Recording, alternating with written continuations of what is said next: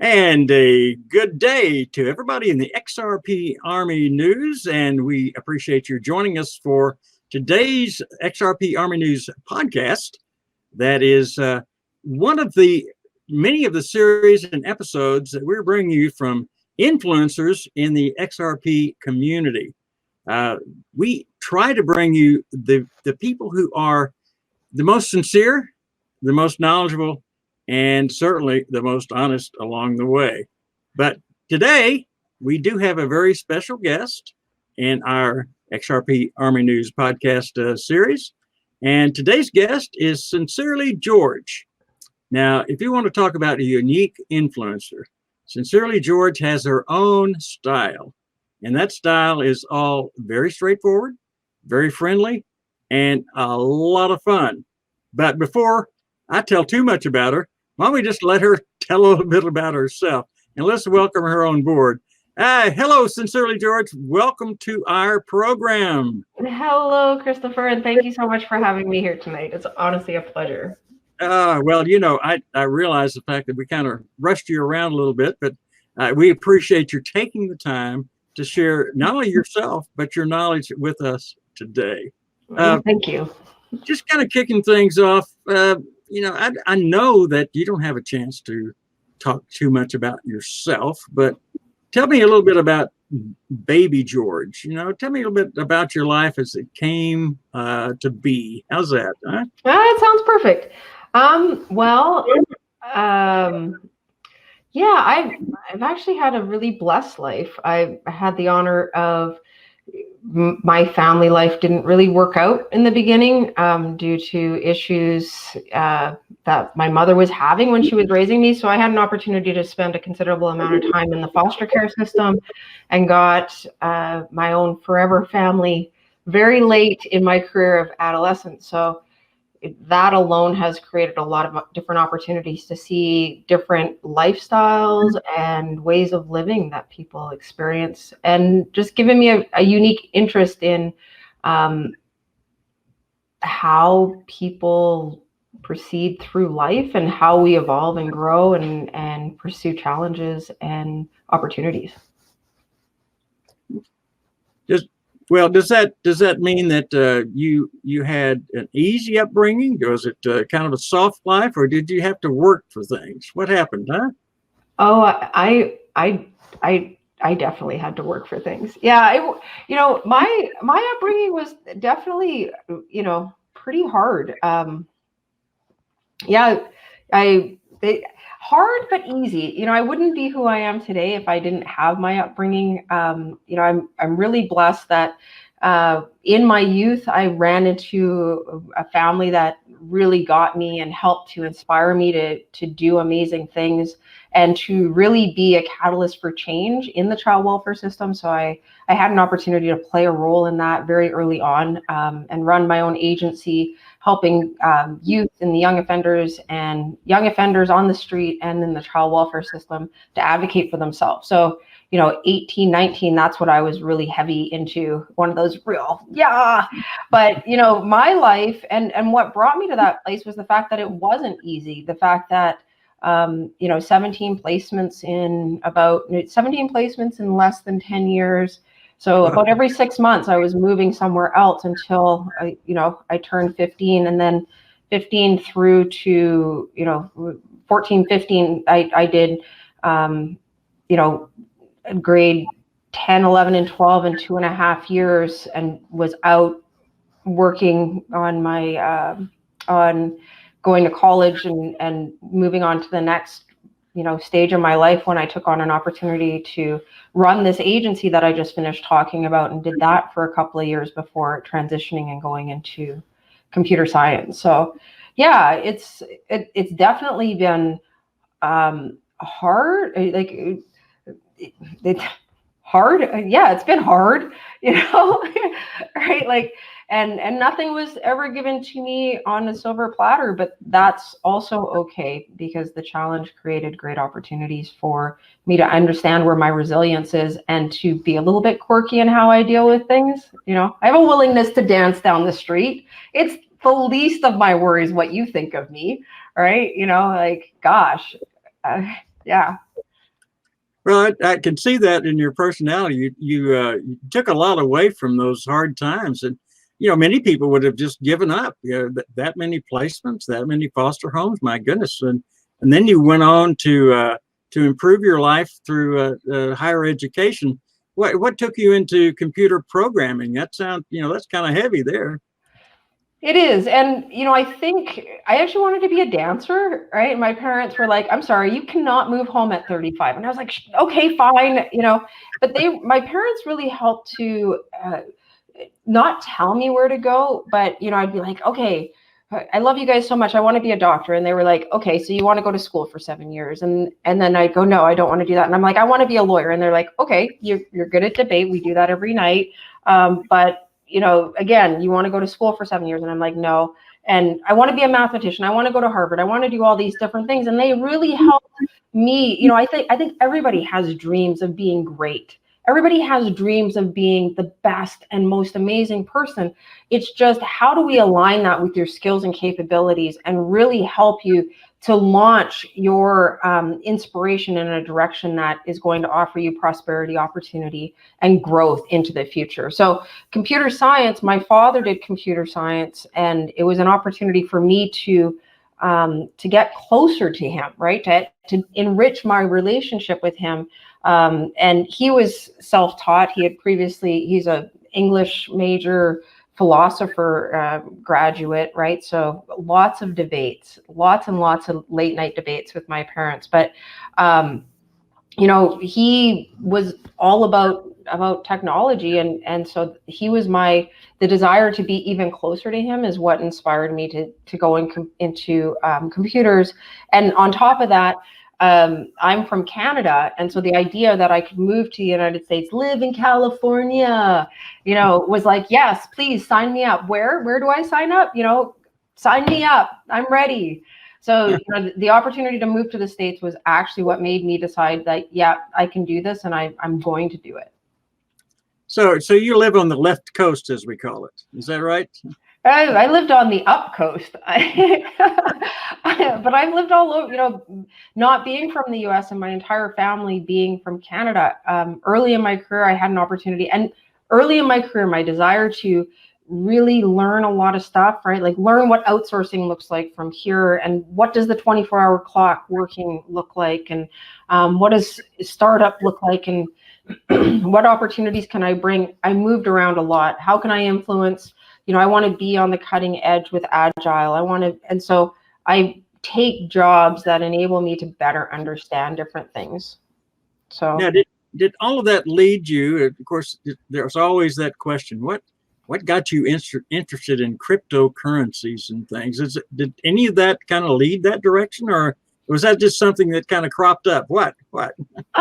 It's interesting because I moved to San Francisco for a startup, and it failed. I blew through all my money, but once I was there, I took on a job in the financial district, and I was sitting at the chicken truck one day, and these guys behind me were talking about Bitcoin.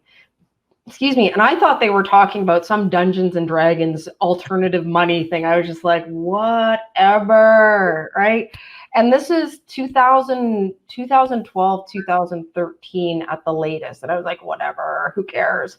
And then I went because I used to go to a lot of meetups when I was in San Francisco, and I went to this meetup, a tech meetup, and picked up like all of the Bitcoin magazines and went back to work. And my boss was like, yeah, I invested 40,000 in that. It went down. I cashed out, blah, blah, blah. So I knew what Bitcoin was. The use case made sense to me, right? Like this alternative value that could be used, but the true use case for global exchange didn't make sense to me. What actually brought me, and actually one more thing on that, I again ran into Bitcoin because, as I said, I have, when I go back up to Canada, I go and when I go back up to Canada, I go and I have a variety of different people that I connect with or try to help. And so somebody told me that they were using Bitcoin to enable them to actually use different solutions that, some would say are not the best, right? Because their opportunities that they choose to embrace might not be the best. And I was like, really, that is really interesting. I didn't see it that way. I hadn't thought of it as creating that irrevocable or non-refundable opportunity. So coming back to, and that was 2018, right? And I was like, okay, whatever. I'm just coming back from Europe. I don't even have time to look into this. I'm starting a new job. And so at that point, it didn't really resonate with me. And that was May of 2018 or 2017, I think 2017. Later on that year, no, it was 2018, May of 2018, no, May of 2000, whatever. But later on, like in my job, we started talking about Bitcoin, and then XRP came up, and it was actually XRP that made me make the jump into the digital asset space. And it's because of the industrial strength of the solution that's been developed, and the team that is working on Ripple, their history, their success in rolling out prior solutions, and their commitment to investing and building relationships with other companies that are doing the same. It's a tried and true, and the use case completely makes sense, especially when I think about more of the philanthropic stuff that I'd like to be engaged in. It really makes sense. Well, of course, you're heavily involved in the XRP community. Do you have a diversified crypto investment portfolio, or is it pretty much all in XRP? Yeah, I've donated money, it seems. Some of the things that I've invested in early on, haven't succeeded. I really want to change the world. But one of the solutions that I was really interested in, just because of how it would enable people to actually communicate, when I think of journalists that are out there really delivering us news from around the globe that isn't tainted by government oversight, it's often very dangerous, right? Their phones get stolen, they die.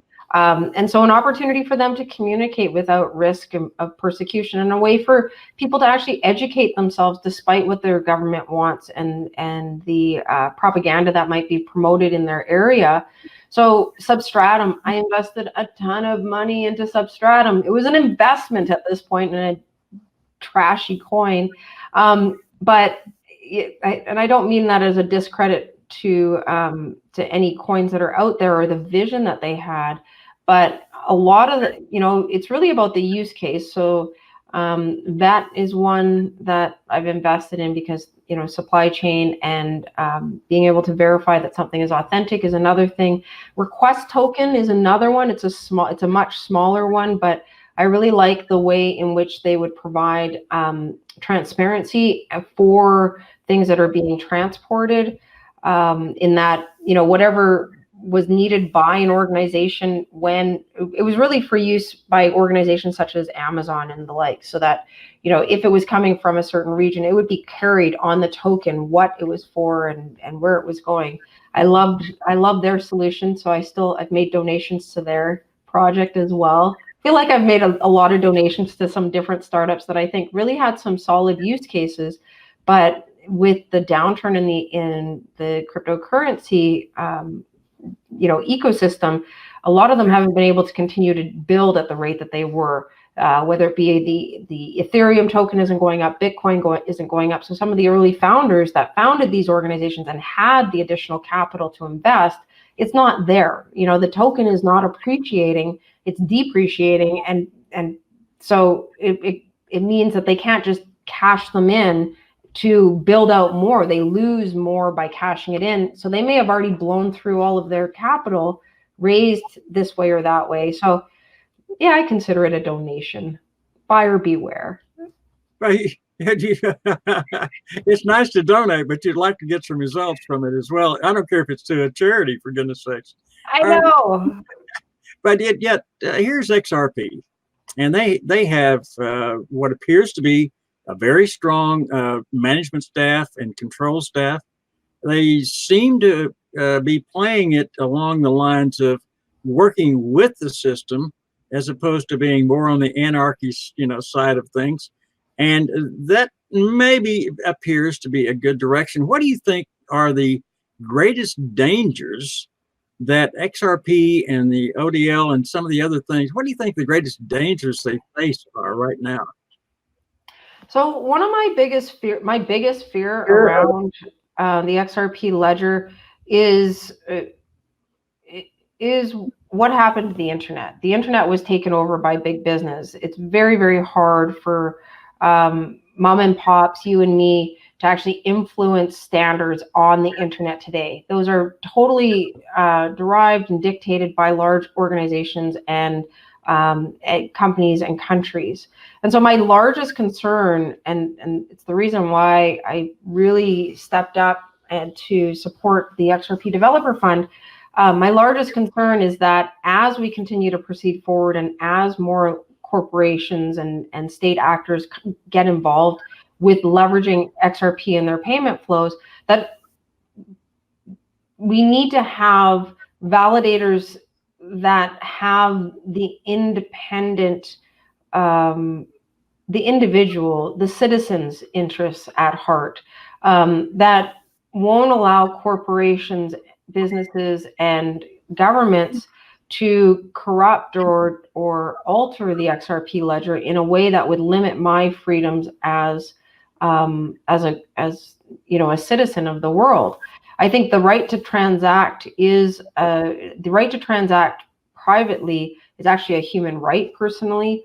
And that's one of the concerns that I have. But as we proceed forward, as banks and governments need to create privacy for themselves, that's something that they also need to create for their citizens. So I'm excited about some of the different evolutions that we've had with that, with the privacy features that are being added on that at the same time provide for KYC that is needed so that we avoid terrorist funding. But the fact that they could break the system to prevent consumer level exchange is something that concerns me. But I need to better understand the ledger software. The fact that XRP is the gas for the system, right, is what lets me know that it's not possible, right? It's not possible for them to code that out. Otherwise, they'd have to get rid of XRP. So as long as you stick with XRP and aren't dealing with, a token created, a stable token created by a corporation or by the government, you're only dealing with XRP, then it's unstoppable. And that's what I need. That's what I need citizens to be able to do, because you can't stop people in countries that are where their governments are trying to limit their opportunities. You can't stop them from trading if they're using the XRP ledger and if they're doing it using XRP. And let's not get into as long as there's no sanctions against their government, like there's a whole bunch of different things, but that the ledger stays something that can be used by the individual. That's my largest concern, and that we have developers and validators that are there that represent the people at this level. Right. You want it to be a level playing field. Is that what you're saying? It's not just a level playing field for the state actors. It's a level playing field for everybody that has a heartbeat. Right. And you mentioned XRP Development Fund that you're part of. What exactly is that? So I'm not a part of it, but so the XRP Development Fund was started by Vitsvind, Tom, I forgot his last name, and another gentleman named Hugo. And there's other people that are involved with it. And they originally started it using through the bounties that they earned from helping different exchanges test out their system. So the idea of the XRP Community Fund is to engage developers to build solutions that will help consumers, small businesses, and medium-sized businesses leverage XRP in their payment flows. So they have a whole website where different community members can go out and say, hey, I really want to see, an e-commerce payment widget built for WordPress or for mobile phones or for whatever. And then community members can vote on those items And then, the XRP Community Fund will work to identify developers that will do those small projects to create those innovative solutions so that more people can start using XRP in the payment flows. This is really critical because when we think about Ripple is focused on their specific use case and their customers. They are a for-profit organization that serves and builds software for banks, corporations, and governments. They're not focused on the individual use case. We need other people that are more focused on that, and that's what I see the XRP Community Fund being focused on. So it really is kind of a wide open opportunity for anyone who wants to develop any system, right? Oh, yeah. Would that include Sincerely George, maybe somehow? Yes, and I've been pivoting my engagement in our community because, while a lot of people are interested in When Moon, I'm equally interested in When Moon. When Moon, right? I have invested in this, and I want to start this, that, or the other thing, but there is so many. One of the quotes that really stuck out is, we don't even know what opportunities are out there yet because nobody has sort of formulated or put it in front of us. And Matt Hamilton, Hammertoe, put this out there. He's like, once we have one level, then somebody else builds on top of it, and that's sort of the model of what happens with development. And so I'm really eager to plug in more on the development side, really help people to leverage the solutions that are coming out, to see the opportunities are there, because we are at the beginning of a mass adoption. And if we look at how long it took for the fax machine, how long it took for the mobile phone, how long it took for MP3 players, how long it took for video recorders, DVR. These are different technologies that give us some insight into how long until mass adoption, until everybody understands what you mean when you say, oh yeah, it's on my DVR at home, I'll watch it later, right? DVR, right? Like TiVo, what's that, right? These are just base technologies now.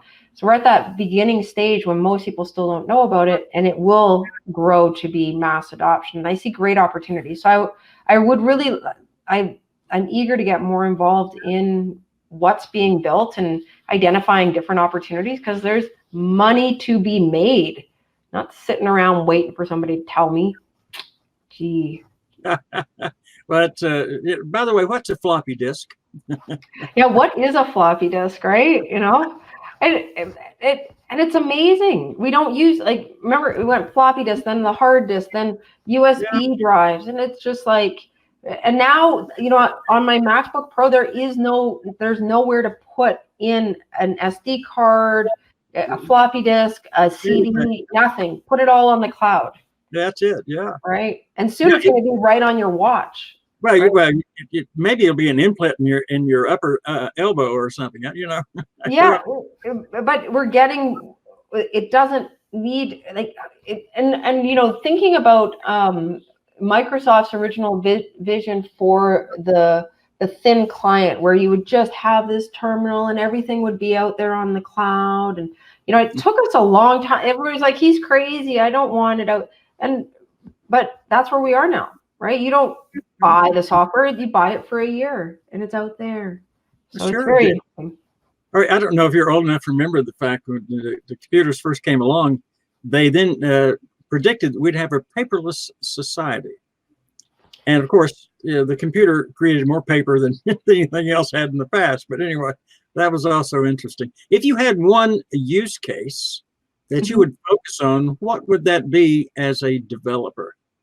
Well, let me answer that in just a second. It's interesting that you bring that up, because I don't think I remember it exactly, but my first foster home was they actually owned a computer store. So in my room, I had a Mac computer sitting there on my desk, and who would have thought, right?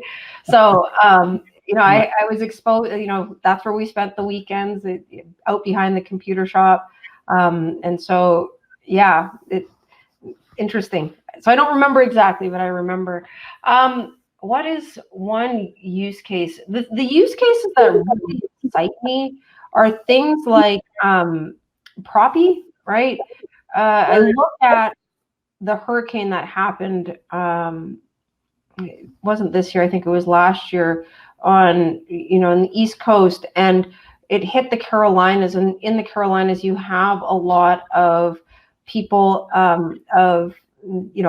here in America, we call it African American people, and the land that they own has been handed down and handed down and handed down. Somebody dies, and their kids take it over, and so they don't have the titles to the land, and titles for the land and for ownership are required in order to get FEMA funding. So how many of those people lost their homes because they didn't have titles, they didn't have what they needed, can't afford to hire a lawyer to deal with it, and can't afford to, it's easier to just give it up and somebody else will deal with it. So situations where we have the information on the blockchain, on a distributed ledger, where this information stands the test of time, and all you have to do is provide proof of proof of identity to plug into it, and then all of the birth and death records, and who is next to kin, and so I think smart contracts are really interesting, right? Smart contracts when it comes to inheritance and estate planning is interesting, especially for when, right now it's like, hey, do you want to give your organs, right? When we go in and get our driver's license. Yeah. But imagine going in to get your driver's license and they say, and if something, do you have a will? Yes or no? Yes. Okay. All of this is in your will. No, you don't have a will. If you were to die tomorrow, who would you want all your stuff to go to? You get to name one person, and you could say, my daughter, right? My daughter. And then at that moment, that has been recorded. It's recorded on the blockchain. And if something were to happen to you during that hurricane, that daughter would then own that property, and it couldn't be seized by somebody because she couldn't come up with the funds to protect her own property. So it's stuff like that that really interests me, because I believe the separation between the rich and the poor continues to get greater because some people don't have access to the information they need. They haven't been raised in the environment to understand how to leverage even the free tools that are available to them, just because of their life experience and what they've been exposed to. So it's use cases like that really help the little guy that interests me the most. And we all want to help well, if only they had known, then it wouldn't have been a problem. Yeah, well, let's build that.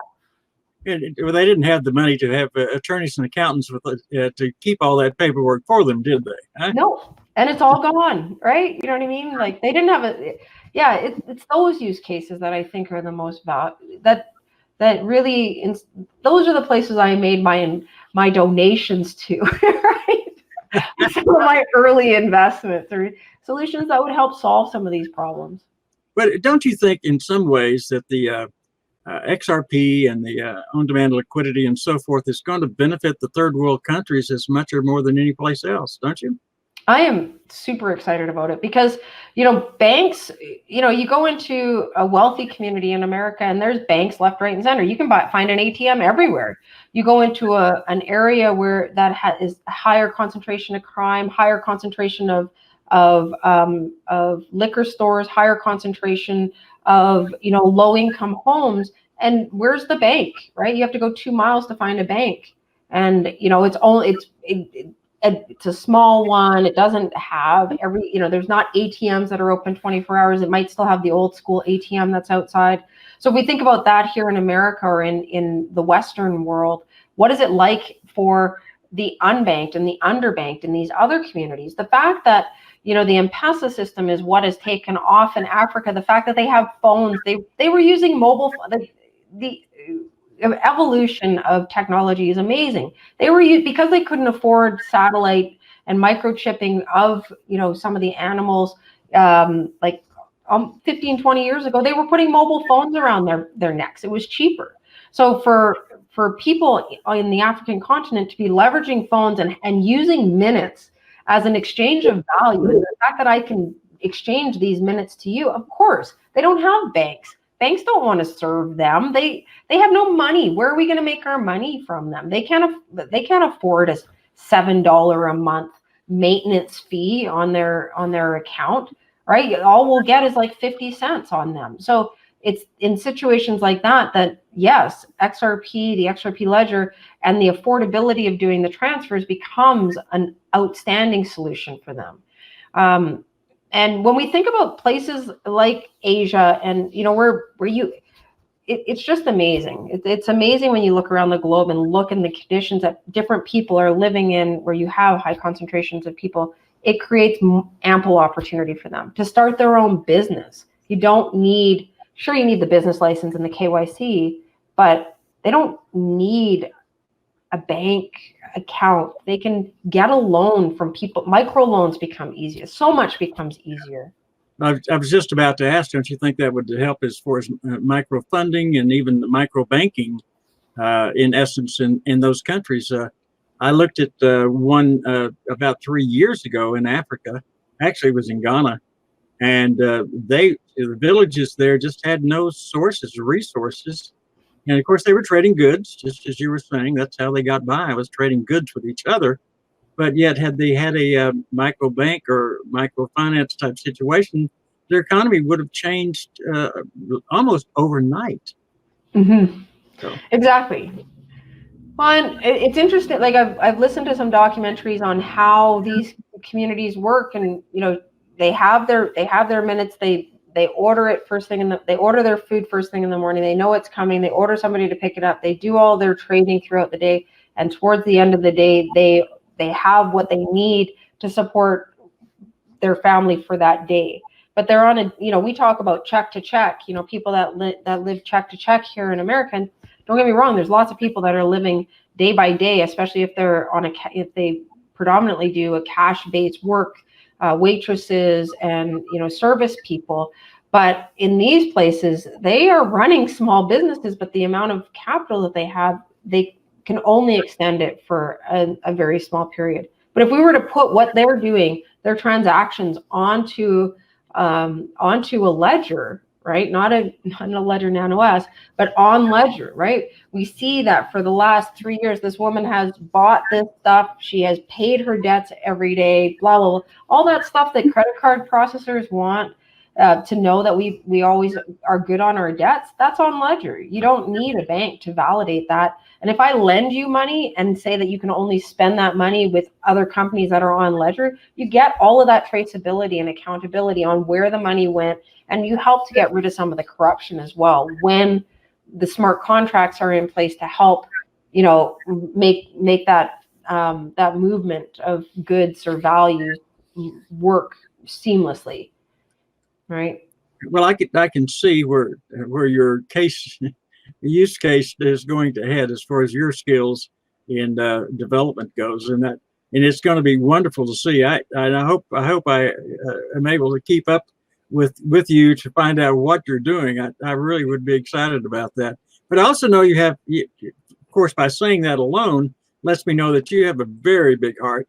You recently came up with some awards, even in the XRP community, the Choice Awards. Can you tell me a bit about how that all came about? Because, that was talked about for quite a bit here. So, well, again, it was to raise funds for the XRP Community Fund. And really, it's because I want to serve all these different people around the globe. And I definitely didn't have my peanut butter manifesto model down. Otherwise, I wouldn't have been trying to do dances and all this other stuff to try and get adoption. But the award show was, I want to continue to be able to do whatever I want. So I have to follow the law. And fundraising, especially globally, requires that you adhere to rules all over the globe. So by having an event and having people buy tickets to an event, it helped to alleviate some of the risks in regards to not conforming to laws here in the United States or in Europe, or other places where people may want to participate and help to make a donation and also have an opportunity to win something. So, and an award show seemed like the best way. We're always getting, there's other people in the community, in the crypto community, they're like, oh no, not XRP, not that banker's coin, not this, not that, and are always, they may talk about us, but it seems to come with a big punch in the face at the same time. About the CoinDesk winning 4th place in CoinDesk's 2018 most influential in blockchain. That's what the XRP Army got last year, was 4th place in CoinDesk's most influential in blockchain. But it was delivered with a big and you guys suck because you guys stand behind your token. You guys are there with the facts when people try to spread FUD. People are totally into this. How can you be totally into this? And so just really, taking all the strengths that we have in our community and trying to really pivot them to being weaknesses. And I was like, oh, that's a great opportunity. Thank you. Thank you so much for reminding us of our strengths. We'll have an award show. That's how we'll raise money. And I found it really amazing because one of the most difficult things for developer funds to do or open source solutions to do is to find funds to actually have highly skilled developers work on a solution. It's very hard to find those people to work on something and to get them to take time away from their family, right? I already make a high salary and I have 2 beautiful kids and a wife that loves me. Why would I work on this at night, right? You guys don't even have a solid plan on what it'll become. And so it really takes a lot of dedication. So to be able to engage somebody to do development as their day job or to pay them so that they have an opportunity to create more opportunity for their kids or to do an add-on on their house or whatever becomes key, And so, yeah, it was pretty awesome. It was pretty awesome to have the general crypto community give us the idea for an award show, to be the only community that had an award show and appreciated the influencers in our community, and to help raise more capital for our community from non-miners. It wasn't miners that donated that it was actually community members. Because if you go and you look at Litecoin and you go and look at some of the other cryptocurrency, there's no donations going into their development fund. It's all being funded by either the founders or miners or businesses that want to build out the parts of the solution that will help them with economic growth that they think is appropriate. Did you take a video of the award ceremony? Oh yeah, many times. Actually, yeah, it's out there under Here for XRP. So it's not on my channel because it's monetized, and anything, any viewings by Coil subscribers will go, continue to flow to that fund. Yeah, I want my channel for me. I'm not. Well, I was say what I want again. That was actually self-serving because I was thinking, well, maybe we should put that on the XRP Army News site so everybody could see it. But if on organization size, it might be hard for us to put it on our site. So it's not we don't have enough subscribers to that channel, right? But this is something in designing it. It's something. It's not a one time and you're done, right? It's not a tattoo. I'm an idiot. It's done. No, you don't have to get it done again. No touch-ups required. No, this is something that we need to continue to look at, be involved in, vote on ideas that we want developed, right? Identify things that we need in order to promote small businesses to use XRP in their payment flows, and then direct development efforts in that direction. It's not a one time and you're done. This is something that we as a community need to continue to help build out, because we can't lean on Ripple to do everything. It's like welfare. This community doesn't do welfare, right? Yeah. Ripple has what they're building out. We need them to do that. And other things that we think need to be built out, we need to identify people in our community that can do that and help support that. Well, isn't Ripple, don't they have, I think I've actually heard you mention this, Ripple Works. Is that the charitable type situation, or exactly what is that? I think it's Ripple for Good. So Ripple Works, Ripple for Good is an arm of Ripple, and they invest in startups, nonprofit solutions, and it's all on their website. So if I misquote, I'm sorry, Ripple, but they identify people with proven experience in rolling out solutions that actually do good work. So like Donors Choose was through Ripple for Good, Thorn was funded through Ripple for Good, and Ellen's solution, where they already have a proven track record for doing this, and they've supported a ton of amazing different projects, and they're looking for people that have a proven experience, and will actually be able to deliver on the goals that they want. Now, when we look at development, I also see Ripple. I love Ripple because they're hyper focused on their use case. This is what we're going for, yada yada yada yada. And then they're like, hey, but we need to put capital towards this so that the ecosystem continues to grow in this direction. And that's what I've seen them do with the Universe blockchain initiative, right? Is we need more developers here for when all these companies come and need people to continue to build out their solution. They need technologists that know how to work with this. So let's invest over here so that we can get more research done. And then there'll be more people that know about it.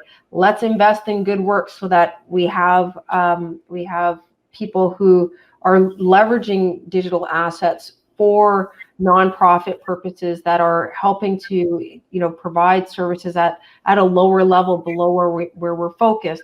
Let's invest in Spring so that we can support startups to get involved and start leveraging XRP for different use cases. And that's what that's where we have Raised in Space coming from, Polymath, I believe, Coil, et cetera. So they're doing a great job, and I'm really happy with the way that Ripple is doing it. They're being good stewards of the investment that their shareholders or their venture capitalists have put into the company by saying hyper focused on the payment solution, and everything else, all this other fluff I just talked about, they're handing off and allowing different directors to manage those, and then just having more of a oversight role while the core company stays hyper focused. From what I see, I'm just an investor out here, but they say hyper focused on the payment solution and getting adoption in the banking, large corporations, and global transfers. And so, yeah, and central banks, all those people that don't talk to me. Yeah, central banks that don't talk to us at all. So we're just little people down here on the bottom end of the run. Yeah. Just to make it turn 180, let me ask an XRP question here, and that XRP question is the obvious one. We all talk about how it's going to actually, when it's going to take off, and everybody talks about liquidity, and I don't think a lot of people understand what liquidity actually is and what it takes to get to that point. So the tipping point for XRP to actually be a viable solution. Can you help explain that a little bit? What is liquidity? I don't think anybody is going to like my answer. So what is liquidity? Liquidity is just there being enough for it to be used wherever it needs to be used, in my opinion. And I just finished. I think it was Leonidas who posted. I'm not very up on my Twitter game, but that for the last monthly escrow, Ripple had put back 1 billion XRP, and I was like, good, thank goodness, right? Because I think we already have too much liquidity. There is too much XRP out there floating around. Either use it, I think, if we're saying, the price isn't going up, there's so much. And are we even using all that's out there? If we were using all of the XRP that was out there, then the supply and demand would put that price at a higher point. But obviously, the supply is way up here and the demand is down here. Therefore, the price is down here, right? So as we have more people using it in the different payment flows, that price opportunity goes up. But if the demand is way up here, right? A ticket to Beyonce. New Year's Eve ticket to Beyonce, Las Vegas. How much is that ticket for the second row? There's only so many tickets. There's only 35 front row tickets. All right. So if you want a ticket there's 35. The demand is this, right? And the supply is down. The supply is way down here. So the demand is going to dictate the price.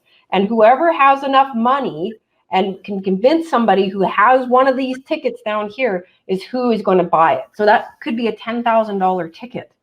Now, if we look at that from the amount of XRP that's out there and what's going on in the digital asset space, there's a lot of different things that are going on that influence us. One, we have the price. We've got price going down, right? So we have retail investors not really looking to get more involved. There's no hype. We've got regulatory unclarity. I know I said that wrong, but we don't have regulatory clarity that would really, inspire businesses to just go, let's go with this new startup idea. Let's implement CryptoKitties on the XRP ledger. And people are starting to use it. So we have, almost like our supply of XRP is way up here and the demand is still increasing, right? So the price is going down, the price going down, I don't think it has anything to do with XRP. But when will we hit this? It's when, in my opinion, and I'm really happy about the fact that we have Western Union involved, because, as I see the Western Union, and I make these things up in my mind, but the way I see Western Union going is that, somebody wants to send $10. So I want to send $10 from America to Mexico. So they go into Western Union, MoneyGram. But anyways, MoneyGram, they go into a MoneyGram, they say send $10. So MoneyGram USA says, okay, convert $10 into XRP, send that across, take seconds. It's in Mexico now. And so you've got $10 worth of XRP. In Mexico, it gets converted into pesos and it's given out, right? So we have to get to the point where all of the money, all of the XRP is flowing so fast out of America into Mexico and it is over there that there's no liquidity here in America.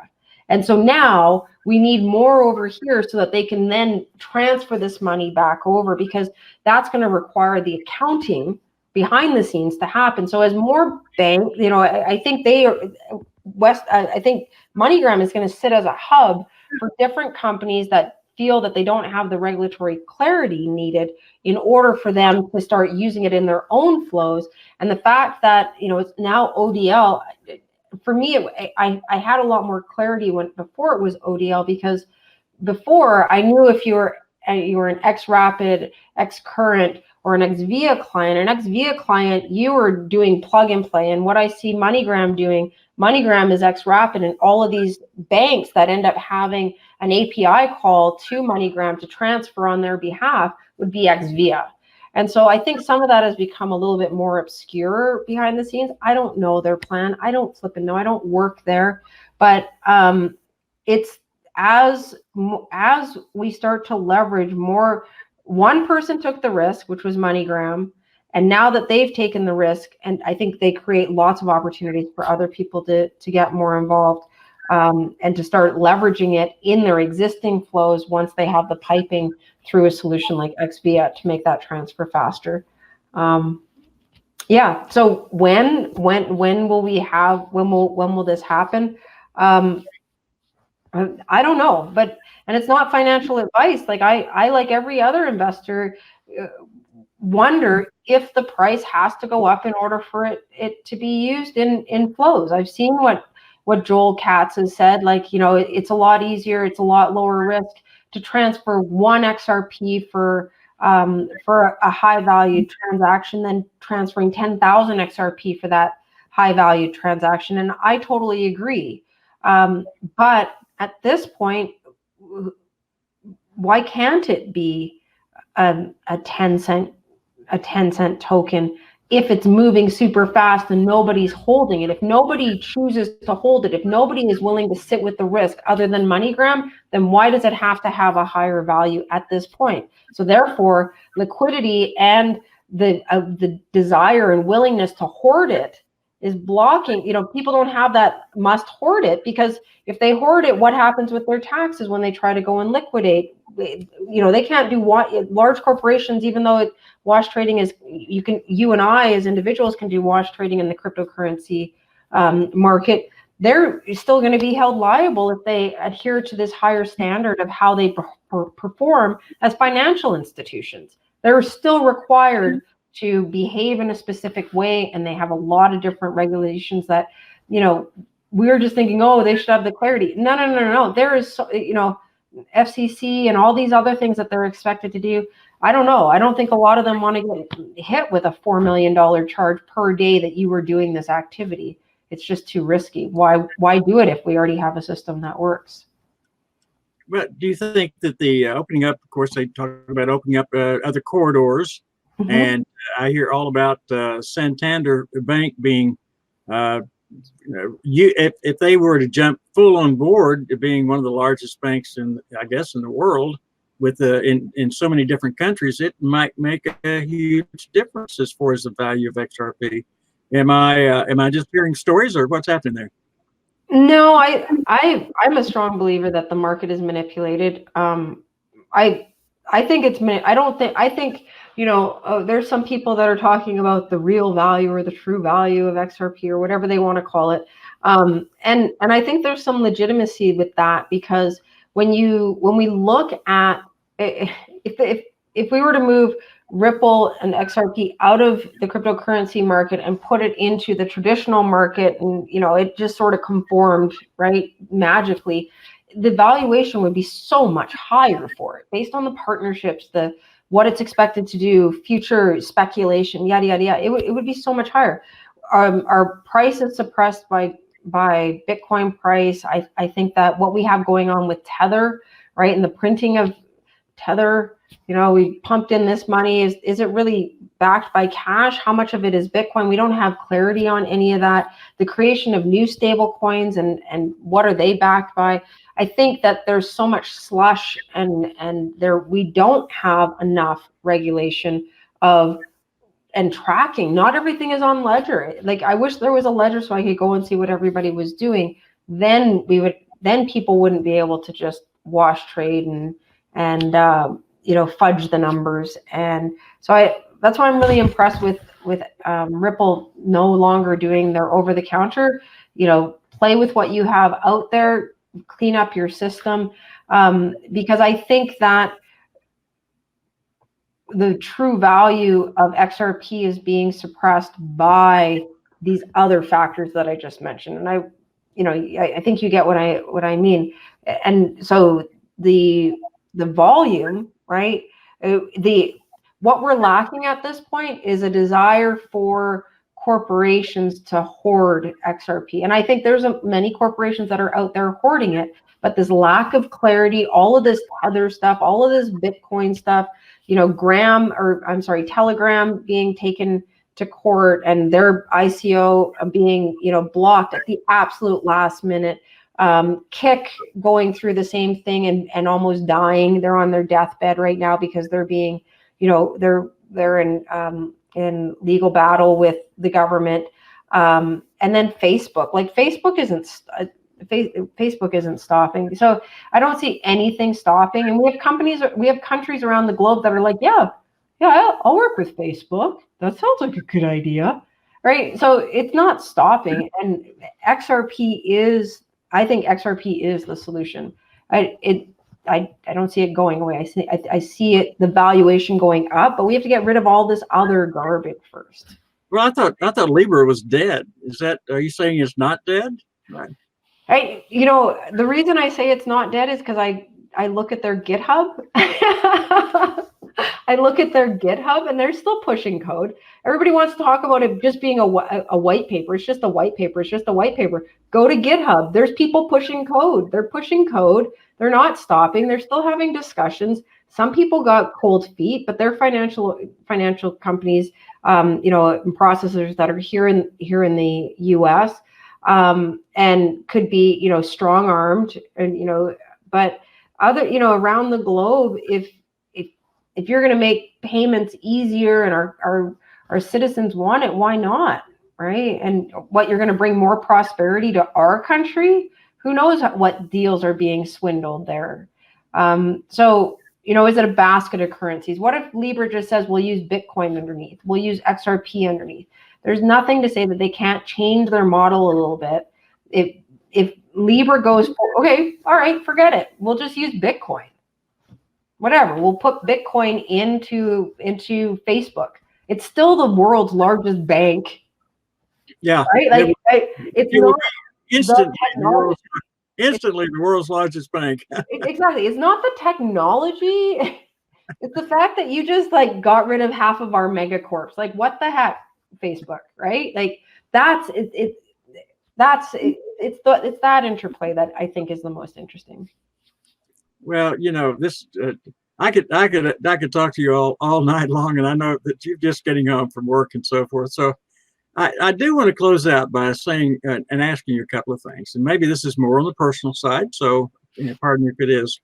I know that I believe it was November 26th of this year that you had given your last YouTube session, and that you're going away from YouTube as an influencer. And I also know that you had some very, very loyal followers. I don't know who the guy was tracking you or asking about the bikini all the time, but I have no idea what that's all about. But I kind of have an idea what it's about anyway. But still, you had some loyal followers. But I do know from what I understand is it was for you to kind of sit back and rethink your life and what you wanted to do with your life. And I also understand that you're uniquely a spiritual person as well.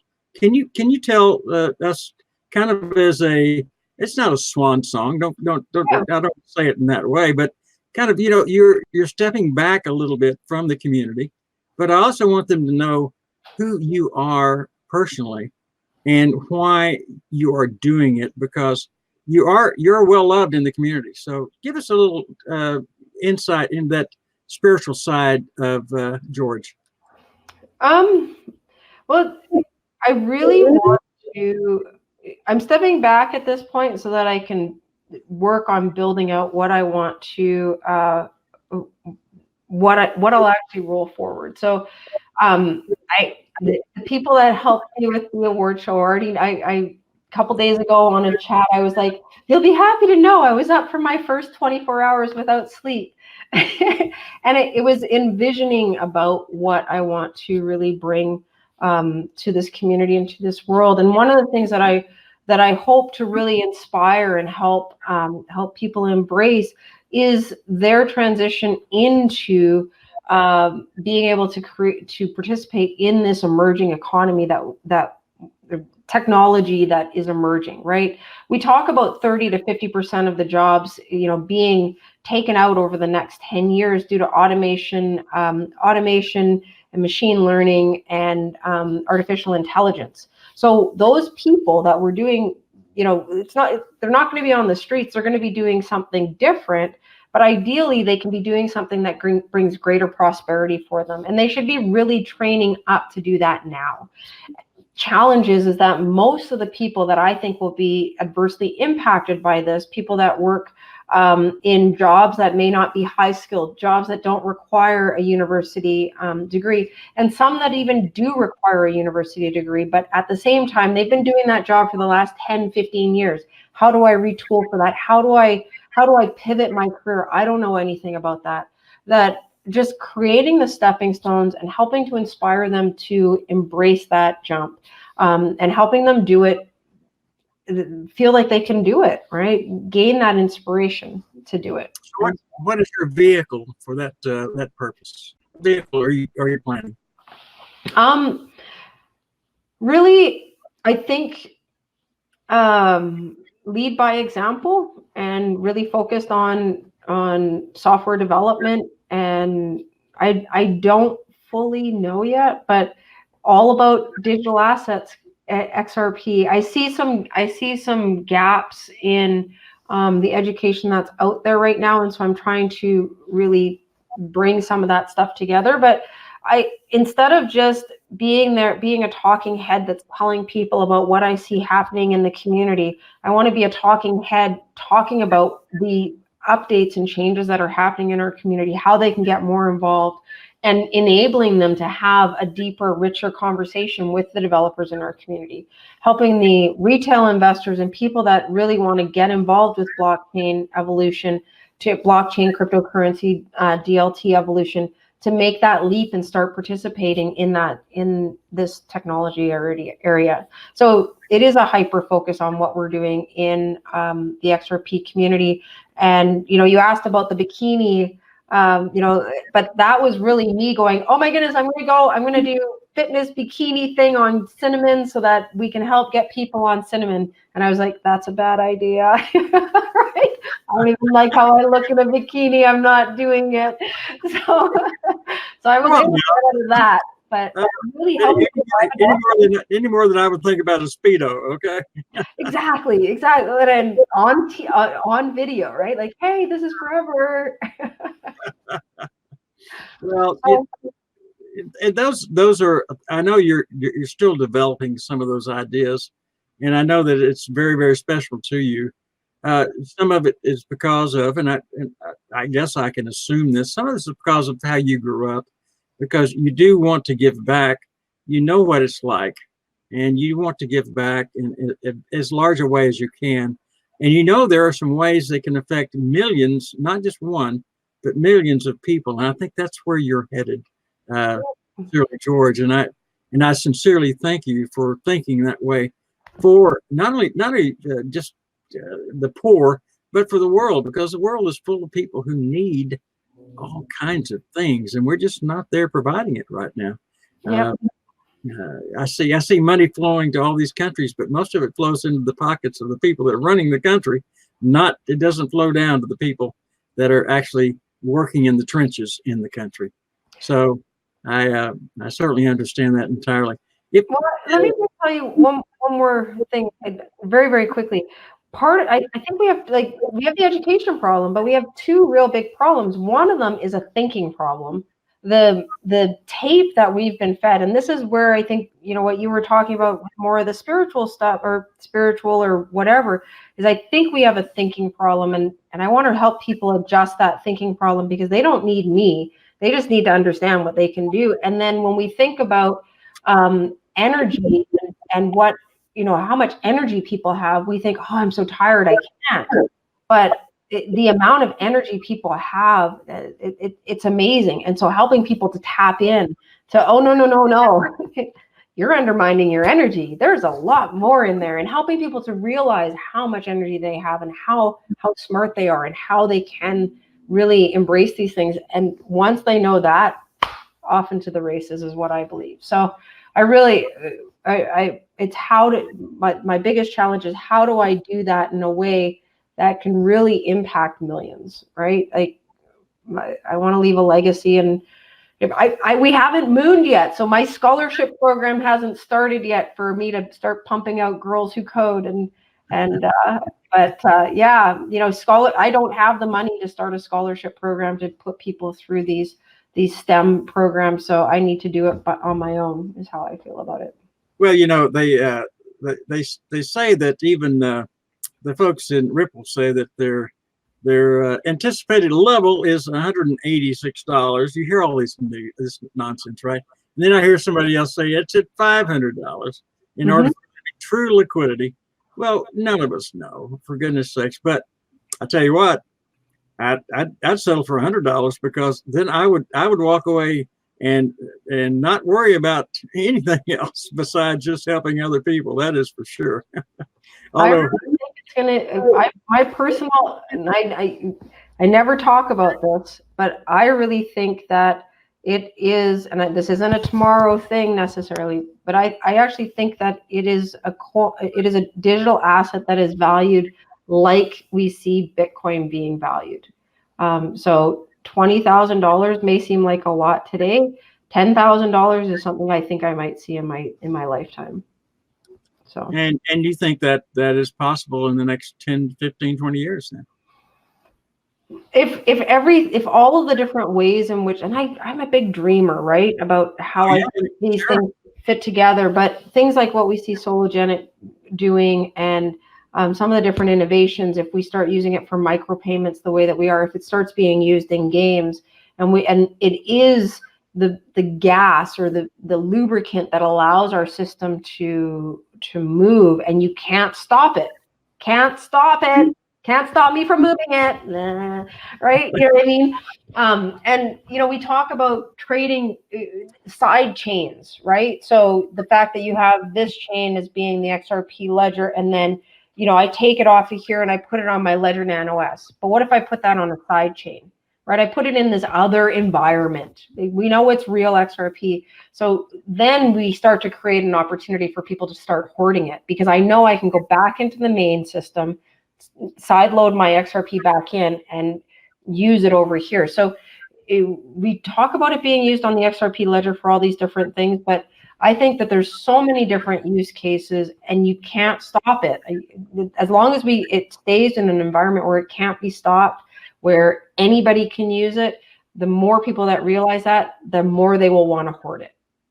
And so as soon as we create more hoarders, right, millionaire hoarders that are like, oh yeah, I want 5% of the, because you've got these people that are like Bitcoin, and they're like, I own 3% of all Bitcoin in existence. And it's like, dude, you have far too much money. Okay. Like what, So as soon as we start creating that hoarder mentality about XRP, we're going to start seeing the price change. And so yeah, in my lifetime, like, yeah, it's crazy. It's a crazy number. People are like $10, maybe $100. I'm like, yeah, $10,000. I think it's totally. Well, what a Bitcoin? What's the high on Bitcoin?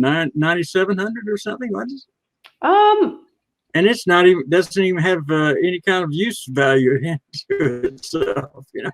It's I think I've heard this a couple of times, and I think that Bitcoin is really the beta videotape, whereas XRP is VHS, or we had tape, which you could use your. Oh, do you remember doing this with a tape so you could rewind it faster than the machine? You wouldn't waste your batteries. On a pencil, yeah. Oh yeah, I'll put it back in, right? And you knew how many to get back to your favorite song, and then CDs came along. Yeah. Right? And then MP3s. So I think that Bitcoin is the proof of concept. Bitcoin is the tape, the rewind it really fast. And so people still have tapes, right? You have the tape of when your child said their first dada or mama, right? You keep those tapes. You keep that tape recorder. You're not going to get rid of some of these things just because they have nostalgic value, right? And I would love to have a full Bitcoin just to say, I have a Bitcoin, whoop, whoop, whoop, right? Maybe I could trade it like, Elton John's hair, piece of Elton John's hair 50 years from now for millions of dollars because I have a full Bitcoin. Take 5 of them and put them in a frame and hang them on the wall as, antiques.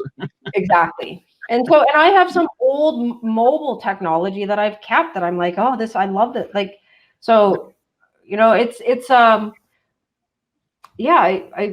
I don't think Bitcoin in the near term, I think, is worth something, but Bitcoin in the long term, it's clunky. I don't think it's going. I think it's a first generation of what we have. Oh, and look at the process of actually, they talk about the mining and all that nonsense. I guess I'm, talking it right. So, but it's just it's illogical as far as its long-term stability. I don't know.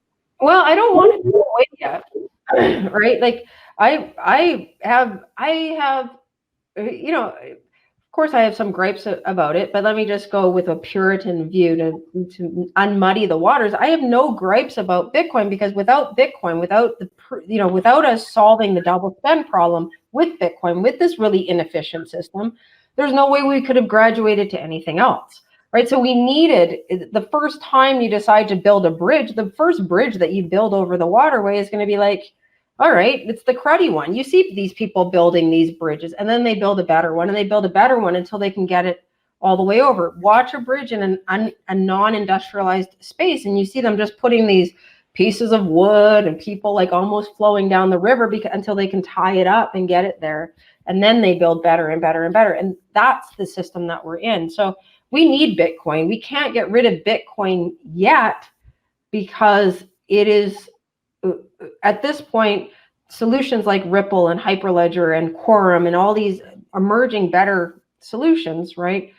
Banker coins, controlled, not fully free from the oversight and this, the haves and the have-nots. So in environments where there's lots of have-nots, like in Africa, this is something that can provide them with freedom from their government. They don't know about XRP yet.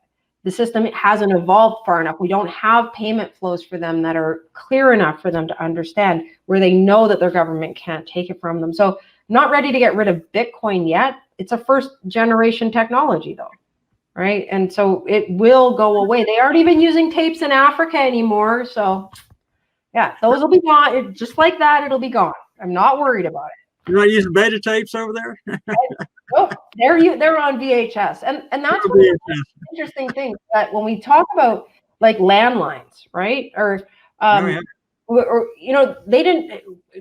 These emerging technologies jump right over a lot of different technology, you know, steps that we take if we want to be the latest and greatest. So just like that, they are going to jump from where they are now, my expectation, they're going to jump from where they are now all the way forward to this new system. They won't have to go through America's love of Bitcoin and, you know, what do we call it, Backed and Fidelity and all these companies that invest so much money in trying to be Bitcoin people. These companies in these countries won't have to deal with it, but we have to go through that transition in order to get to where we're going. And that really is the basis of all of it. I think you nailed it in the end here for sure. Thank you. But you know, I think I'll put it on the front page of the XRP News in the banner head that Sincerely George said $10,000 within 2 weeks. I love that, right? And then if it is, she'll wear her bikini. That's right. Oh, I will be out there. Yeah.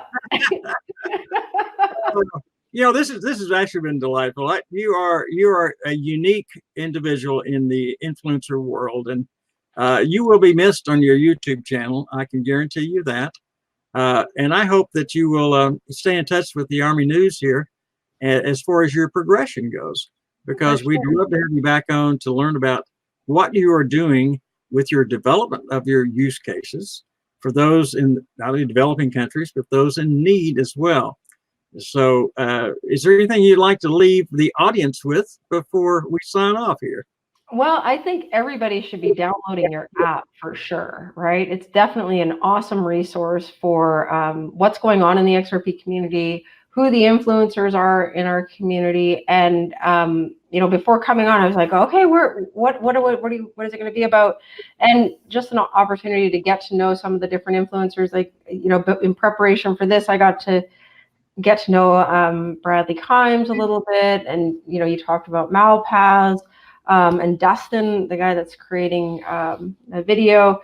So yeah, you know, and when I understand what I'm doing, which it will be very, very soon, I will definitely let you guys know. And but yeah, and thank you so much for having me out here. I haven't talked about this is all the stuff that goes on in my head. It never slows down. I love it. I love my brain. Yeah, well, and you talk about things you love, as opposed to some of the other stuff that you probably are asked all the time. And I know these are things that you dearly love in your heart and want to see happen. So thank you for sharing that with us, because otherwise, many of your people don't hardly know half of what you just told us today. You know that because you don't share it as much as you would have here, and I appreciate that. If you don't mind hanging out a few minutes after we close out, I'd appreciate it. And with that, I am going to go ahead and move on here to... Thank you, Christopher. It's been my pleasure.